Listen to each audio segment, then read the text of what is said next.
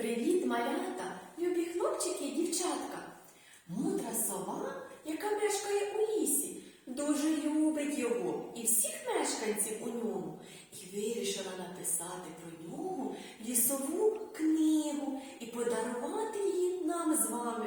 Дітки, ви хочете її почитати?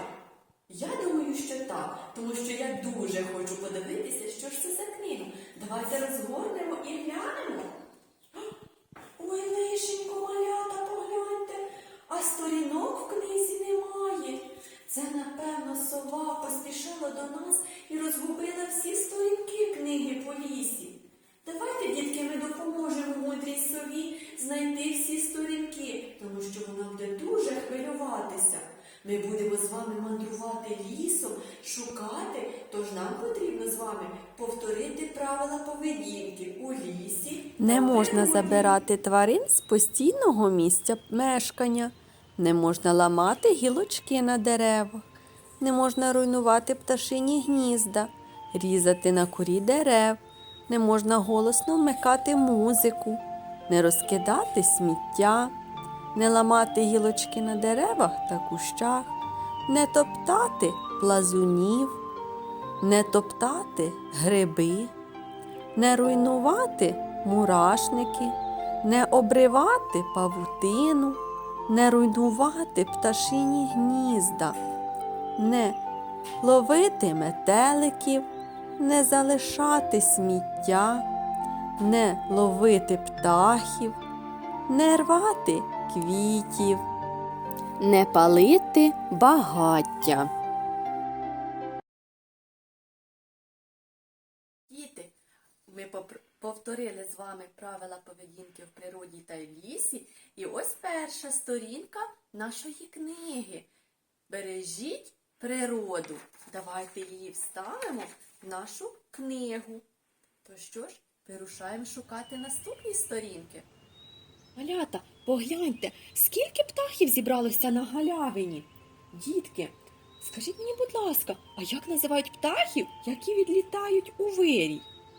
Правильно, перелітні птахи. А як називають птахів, які залишаються зимувати? Так, зимуючі птахи. Малята, вітерець-пустунець зачаклував усіх пташок. Вони тепер не знають, кому летіти у вирій, а кому залишатися. Давайте ми з вами їм допоможемо. Пригадаємо, які ж птахи летять у теплі краї, а які залишаються на батьківщині.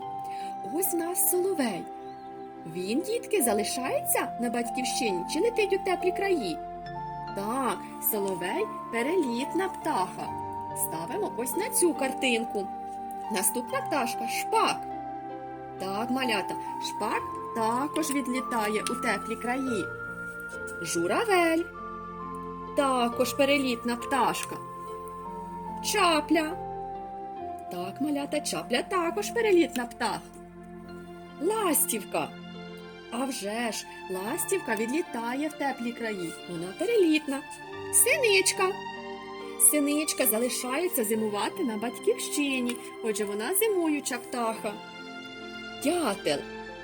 Також зимуюча пташка. Ставимо на цю картинку. Голуб. А вже ж він залишається на батьківщині, ми його дуже часто бачимо. Горобець. Так, маленька пташка, яка залишається на батьківщині і зимує. Снігур. Також зимуюча пташка. Отже, дітки, ми допомогли всім птахам. Тепер вони знають, кому летіти в теплі краї, а кому залишатися зимувати на батьківщині. Діти, ми допомогли птахам, і вони дали нам ще одну сторінку книги, яка називається «Птахи. Окраса природи». Ставимо її також у нашу книгу і вирушаємо на пошуки інших сторінок. Дітки, подивіться, джерельце. Але що з ним трапилося? Чому воно не дзюрчить? Так, малята, воно брудне. Погляньте, там плаває сміття. Дітки, а чому ж не можна кидати в джерельце сміття? Так, тому що ми забруднюємо водичку. Дітки, а хто знає, як можна допомогти джерельцю? Правильно, дітки, виловити сміття. А чим можна виловити сміття? Так, сачком можна виловити. Давайте, дітки, ми допоможемо і виловимо з джерельця все сміття. Ось так повибираємо сачком і у відеречко.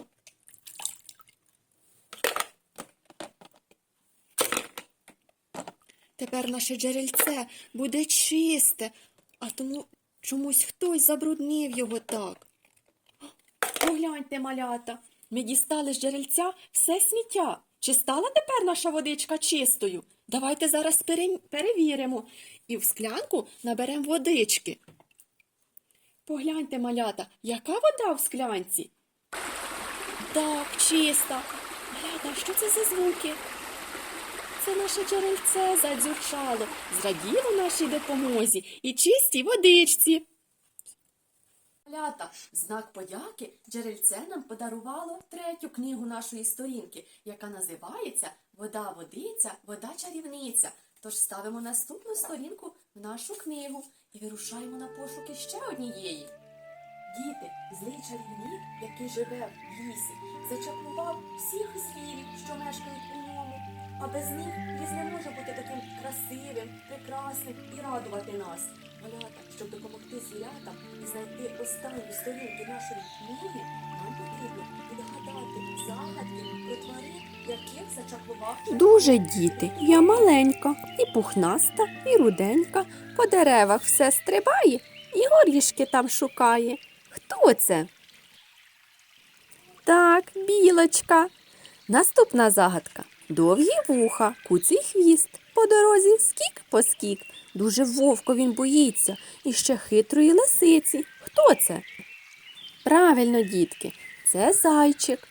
Лихо сталося із самим великим мешканцем лісу. Хто це? Як ви думаєте? Так, це ведмідь. Молодці. Дітки, ми допомогли всім звірятам. Тепер чари чарівника не діють на них, і вони можуть жити у прекрасному світлому лісі і радувати ліс та всіх його мешканців. І ми знайшли останню сторінку книги. Тварини – наші друзі, тому ставимо її у нашу книгу. Дітки, ми з вами допомогли мудрій сові знайти всі сторінки її чудової книги. Вона вам дуже дякує і дарує нам цю книгу. Ми будемо її читати і згадувати пригоди, нашу мандрівку лісом. Дітки, а ви бережіть природу, тому що ми її частка.